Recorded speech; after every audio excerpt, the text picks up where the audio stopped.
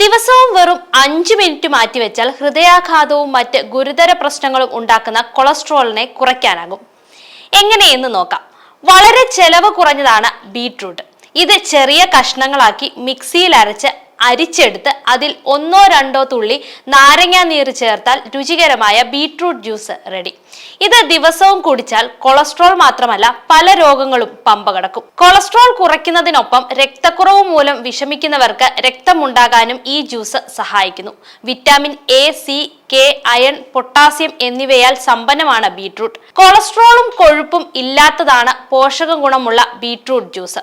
ഉദരകോശങ്ങളെ ആരോഗ്യത്തോടെ നിർത്താനും ഇത് സഹായിക്കും. ഇത് കൂടാതെ കറിവേപ്പില അരച്ച് ഒരു മുട്ടയുടെ പകുതി വലുപ്പത്തിൽ ഉരുട്ടി അതിരാവിലെ ചൂടുവെള്ളത്തിൽ കഴിക്കുകയാണെങ്കിൽ കൊളസ്ട്രോൾ വർദ്ധിക്കുന്നത് തടയും.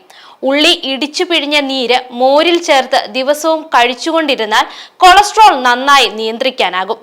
ഏലക്കാപ്പൊടി ജീരക കഷായത്തിൽ ചേർത്ത് തുടർച്ചയായി കഴിച്ചാൽ കൊളസ്ട്രോൾ വർദ്ധിക്കുന്നത് മൂലമുള്ള ശാരീരിക അവശതകൾക്ക് നല്ല ശമനം ലഭിക്കും.